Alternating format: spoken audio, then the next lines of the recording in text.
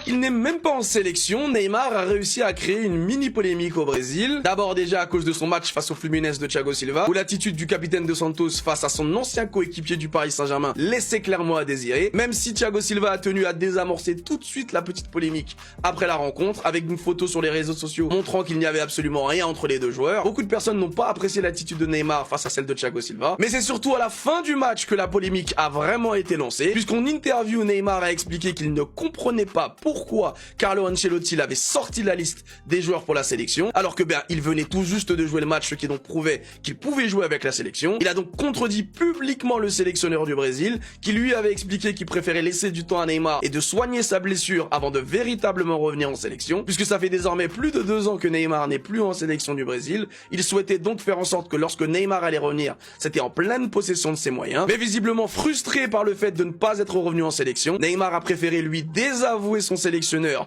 en plein direct à la télé, ce qui fait qu'une nouvelle fois les Brésiliens lui sont tombés dessus, avec désormais la volonté de ces derniers de ne plus le voir revenir en sélection, car ce joueur est définitivement incapable de ne pas créer des polémiques, même lorsqu'il n'y en a pas. Neymar, en fait, lui, quand tu l'entends, c'est jamais de sa faute. Neymar remet en cause la parole de Carlo Ancelotti. Je pense que j'ai été écarté pour des raisons techniques. C'est une dinguerie de dire ça. Je pense que ma condition physique n'a rien à voir. J'avais un œdème à la cuisse. Ce n'est rien de grave. J'ai joué aujourd'hui. Les gars, il est tout le temps blessé. Et en plus, le pire, c'est quoi? Pour moi, c'est totalement normal que Ancelotti, il l'écarte. En fait, il a la vision. Il sait très bien l'état de santé de Neymar. Et même, imaginez, il s'embarque dans le dossier Neymar, il le prend avec lui, il le fait jouer 2-3 matchs. Neymar, il est incroyable avec le Brésil. Il l'emmène à la Coupe du Monde. Et les gars, Neymar, il se blesse à la Coupe du Monde. En pleine Coupe du Monde, Neymar, il se blesse alors que techniquement, il t'a apporté beaucoup de choses. Tu fais quoi? Encore une fois, tu vas compter sur Neymar, parce que Neymar, ça, il s'en rend pas compte qu'il y a des équipes qui comptent sur lui, mais qu'à cause de sa santé, il nique tout en fait. Et le problème, c'est que j'ai l'impression qu'il essaye de se trouver des excuses. Objectivement, Neymar est un joueur fragile. Il a passé combien de temps à Al Hilal sans jouer? Rappelez-vous, son genou, il est tout le temps blessé. À chaque fois qu'il se prend un coup, bam, tout le monde a chaud, tout le monde transpire. Carrément, ça le remet en cause au Brésil là-bas à cause de ça. C'est un truc de fou. Et le pire, c'est que quand il est blessé, il va quand même au carnaval. Très difficile, mais supprimez-en 3. Cruyff, Ronaldinho, Maradona, CR7, Messi, R9, Pelé, Zidane, Neymar. Eh, celui qui a fait la photo, les gars, faut l'enfermer. Mais là, les gars, franchement, c'est hyper dur. Je réfléchis depuis 5 minutes, c'est super dur quand même, parce que là, faut en sortir 3. C'est sûr, il y aura plein de top 3 différents. Alors, le premier que je vais sortir, malgré que je suis un Barcelonais, et je sais qu'il a fait énormément pour le football, mais j'ai pas assez connu et je suis plus attaché aux autres.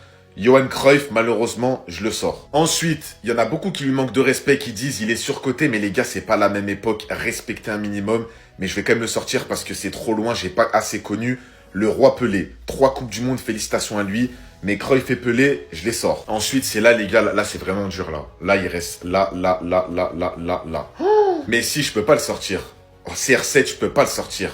Ronaldinho, je peux pas le sortir. Zidane, je peux pas le sortir. Là, ça se joue clairement entre R9 et Neymar. Franchement, j'allais dire à contre-cœur. De toute façon, c'est tous à contre-cœur. À contre-cœur, les gars, je peux pas éliminer Neymar. C'est toute ma jeunesse. 2010, 2011, 2012, 2013. En fait, c'est toute notre adolescence. Si on regardait les matchs, on regardait Neymar, on aimait trop Ney.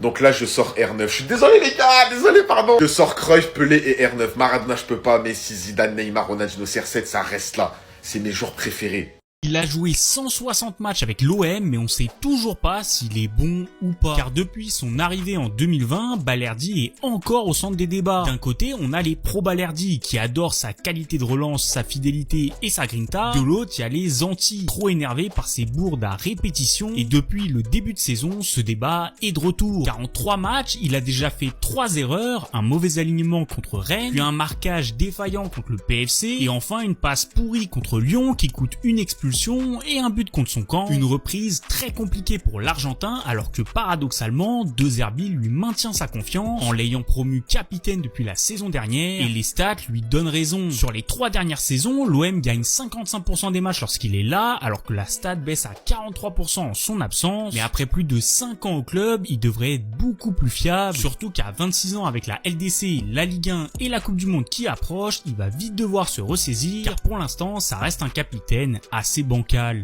Le mercato est terminé, les gars, il est temps de faire un débrief général. Et je suis tombé sur ce TikToker italien, Andrea, les gars, il fait des vidéos super qualitatives et écoutez ce qu'il va dire. Perché il mercato del Milan parte con 3 priorità.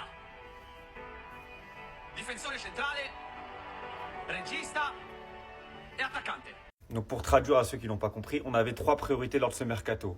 Un attaquant, un défenseur central et un regista. Noi oggi, al 1° settembre, ci troviamo con 4 difensori per 3 ruoli, 7 centrocampisti per 2 ruoli e 4 attaccanti per 3 ruoli, senza un terzino sinistro di riserva, senza un difensore centrale titolare. Et comme il l'explique, on se retrouve à la fin de ce mercato avec seulement 4 défenseurs, sachant qu'on joue en 3-5-2, donc pour 3 rôles. On se retrouve avec 7 milieux de terrain, aucune doublure en arrière gauche et seulement 4 attaquants. Sachant que dans ces recrues, on a déjà Jachari qui s'est blessé pendant plusieurs mois et une seule et unique recrue italienne. Même si on a fait des très belles recrues, Modric, Rabiot, Nkunku, Jachari, Ricci, c'est des très bonnes recrues en soi, mais c'est pas ce qu'il nous fallait. On n'a toujours pas de défenseur central titulaire pur à ce poste. On n'a aucune doublure à Estupiñán si ce n'est Barthézaghi qui est jeune et incertain. En latéral droit, on a Atekame qu'on n'a jamais vu jouer, Alexis Elemakers qui va dépanner parce que c'est pas son rôle, et sinon c'est tout. Et on a un nombre de milieux de terrain, on s'est même pas séparé de Benasser et de Adli qui nous vont être mis au placard alors que c'est des joueurs talentueux. Je suis obligé de revenir sur les déclarations de notre cher coach, et il y a 3 possibilités. Soit tu es devenu fou, soit tu es sous ballon, ou soit tu consommes la pure du gazon de l'Emirates Stadium. Et je vais m'expliquer pourquoi. Le fait qu'il ose justifier la compo de terroristes qu'il a mis en disant qu'Havertz, ses hautes gardes étaient blessés et qu'il n'y avait que ça en stock, franchement, c'est vraiment très drôle. Par stock, il entend ce stock-là, le stock en question. Non, mais je vous laisse admirer. Juste, ok, tu veux faire le terroriste peseur de bombes, tu voulais faire du Guardiola, t'as fini en Simeone, Cholissimo. Ok, ça c'est ton choix. On va faire une petite review du match parce que vous vous en rendez pas compte à quel point le manque de couilles d'Arteta nous a coûté cette victoire. Et je vais vous expliquer pourquoi. À première mi-temps, quand Arteta a mis son Haram Ball en place, Liverpool ne posait pas un pied devant l'autre. Ils étaient complètement perdus, ils savaient même pas comment jouer. Les chiffres sont là et ça c'était pas dans tout le match. Hein. Pour tous les footix qui veulent me dire que ouais, Arsenal a joué le bus, voilà, c'est tout. Moi je discute même plus avec vous. Mais en deuxième mi-temps, Dominique Szoboszlai qui nous a littéralement fait chier pendant tout le match, en fait j'ai remarqué qu'il était toujours au milieu de terrain, comparé à la première mi-temps. Liverpool, ils ont eu la brillante idée de jouer avec 3 défenseurs, uniquement derrière, c'est-à-dire Van Dijk, Konaté et Kerkez. Et ils ont permis à Dominique Szoboszlai de rejoindre le milieu de terrain. Et vous savez pourquoi ils ont fait ça? Ils ont vu que ce joueur est tellement nul, ce joueur est tellement inutile qu'ils n'ont même pas besoin justement de jouer avec un latéral pour pouvoir le contenir parce que le joueur est nul à chier. Voilà, c'est tout. Comment vous dire que Szoboszlai, c'est un milieu offensif? Je l'ai même vu jouer 9 une fois. C'est même pas un latéral de formation et ce nul-là n'arrive même pas à provoquer son vis-à-vis. Carrément, Madueke a été beaucoup plus dangereux que lui sur Kerkez et lui qui a un joueur qui n'est pas à son poste, il fait que dalle. Le joueur est nul, c'est un truc de ouf. C'est un truc de ouf. Et ce joueur me rend malade. Pour le Sentimental FC qui va courir dans mes commentaires pour me dire que ouais, on est trop méchant, ouais, le joueur a besoin de soutien, etc. Ouais, il faut qu'il continue à jouer. Me parlez pas, vous. Me parlez pas. Comme a dit Stan Diop, je suis fan d'Arsenal, je kiffe Arsenal, mais me mettez pas dans le même sac que vous, s'il vous plaît. Tant que vous voulez de ce joueur au club, ne me parlez pas. Après Julian Brandt à Dortmund et Leroy Sané au Bayern Munich, voici Gabriel Martinelli élu meilleur terroriste de l'année 2025. Et ce prix lui permet de détrôner n'importe quel terroriste, il est maintenant chef d'escouade d'Al-Qaïda. Sa mission est simple, s'infiltrer à Arsenal et créer des problèmes à l'intérieur du club et faire devenir fous et rouges certains supporters d'Arsenal. Maintenant, toi, au nom de Dieu, viens devant moi, je vais te baiser ta mère, sale fils. Je pense que c'est mieux que cette vidéo s'arrête là parce que sinon elle va être encore supprimée par TikTok. Mais je te promets Gabriel, je te hais de tout mon cœur et j'ai envie de te kill. Parce que même aujourd'hui, mardi, je me balade sur Twitter, regardez je vois quoi. Ibrahima Konaté a gagné 24 sur 24 duels contre Martinelli. Donc depuis que Konaté affronte Martinelli, Martinelli ne l'a pas fait une fois. En mode Konaté c'est le daron, il joue avec son petit-fils dans le jardin. Il le fait pleurer carrément. Mais il y a juste à regarder ça, hein, on comprend très vite. Regardez Martinelli, il galère. Eze est rentré, il fait la différence en une touchée de balle. Mais le problème de Martinelli, c'est que de 1, il ne sait pas dribbler, mais de 2, il est con. Sur cette contre-attaque, rappelez-vous, il peut faire la passe à Gyökeres qui va faire un appel ici. Il ne lui fait pas. Il va s'enfermer sur le côté et se retrouve au point de corner.